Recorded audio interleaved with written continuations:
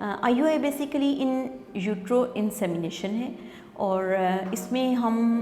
ये जो प्रोसीजर है उसमें हम दो तरीके से करते हैं। एक तो हम नेचुरल साइकिल में करते हैं कि एक फ़ीमेल जो है वो अच्छे एग्स प्रोड्यूस कर रही है, तो हम उसके वो टाइम जो उसका फर्टिलाइजेशन का है या अंडे के रिलीज़ होने का टाइम है, उस टाइम पे हम हस्बैंड का सीमन लेकर उसमें से जो स्पर्म्स को वॉश करते हैं और स्पर्म्स को वॉश करने के बाद जो उसमें से एक्टिव स्पर्म्स हैं जो कि जिनके चांसेस ज़्यादा हैं कि वो हमल ठहरा सकें, उन स्पर्म्स को हम एक छोटी सी ट्यूब के ज़रिए हम उसको बच्चेदानी के अंदर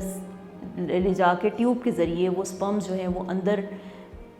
बच्चेदानी के अंदर करके इंजेक्ट कर देते हैं। उससे ये होता है कि जितने वो फैक्टर्स रास्ते में उसको स्पर्म्स को प्रॉब्लम करने होते हैं, जैसे सर्विक्स है,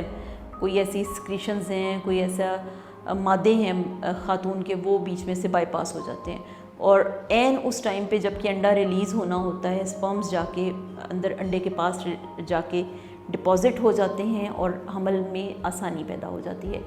सेकेंड तरीका जो IUI का है वो हम जो करते हैं वो COS है या कंट्रोल्ड ओवेरियन स्टिमुलेशन है। उसमें हम ये करते हैं कि हम कुछ ऐसी मेडिसिन्स देते हैं और कुछ ऐसे इंजेक्शंस लगाते हैं फ़ीमेल को,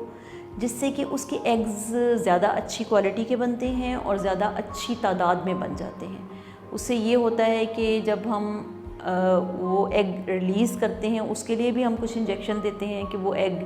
रिलीज़ हो सकें जिस वक्त हम स्पर्म्स को वहाँ डिपॉज़िट करें, और हम स्पर्म्स को एक ख़ास टाइम पर एक इंजेक्शन लगा देते हैं। जब एग फुल मैच्योर होता है एक इंजेक्शन लगा देते हैं जिसके 36 घंटे के बाद एग जो है वो रिलीज़ होना होता है, और उस वक्त हम स्पर्म्स को वॉश करके अच्छी क्वालिटी के स्पर्म्स को यूट्रस या बच्चेदानी के अंदर डिपॉज़िट कर देते हैं, जिससे कि प्रेगनेंसी के चांसेस बढ़ जाते हैं। इसको IUI कहते हैं।